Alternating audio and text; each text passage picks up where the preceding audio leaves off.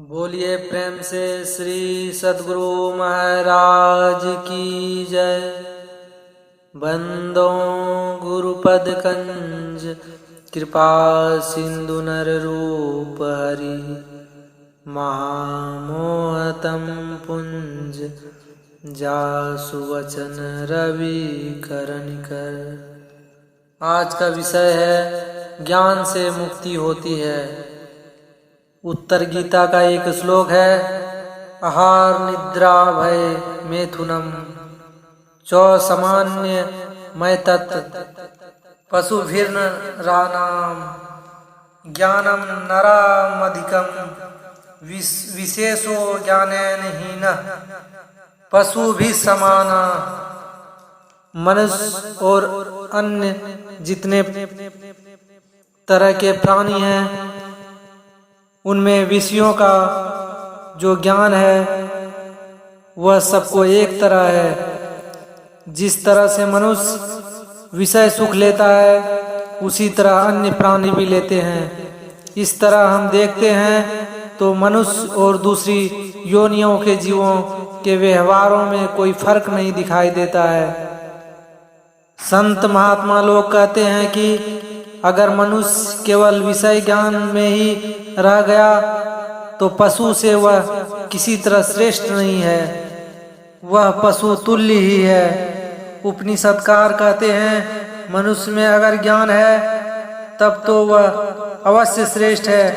ज्ञान से तात्पर्य है आत्मज्ञान से।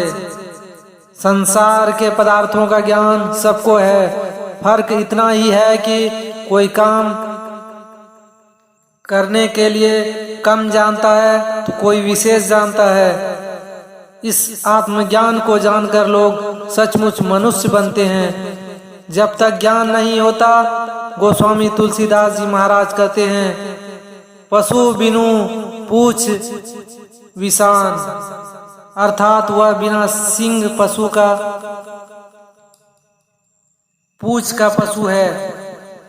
यह ज्ञान मनुष्य शरीर में होता है, इस शरीर में होता है। इस शरीर में आकर जो इस ज्ञान को नहीं प्राप्त कर सकता है, उपनिषदकार कहते हैं वह सोने को छोड़कर मिट्टी का ढेला बन जाता है।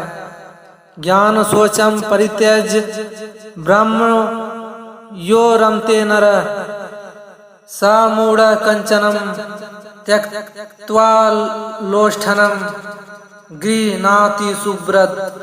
ऐसा इसलिए कहा ज्ञानानमो समवाप्नोति तस्मा ज्ञानम परापरम, अर्थात ज्ञान से मुक्ति होती है इसलिए ज्ञान से बढ़कर दूसरा उपदेश नहीं। गोस्वामी तुलसीदास जी महाराज भी ज्ञान मोक्षप्रद वेद बखाना करते हैं। इसलिए आत्मज्ञान प्राप्त करना चाहिए। केवल आत्मा के संबंध में सुनकर जान लेना पूरा ज्ञान नहीं है। सुनकर तो जान ही, साथ साथ साधन द्वारा प्रत्यक्ष करके भी जाने, तब होता है पूर्ण ज्ञान।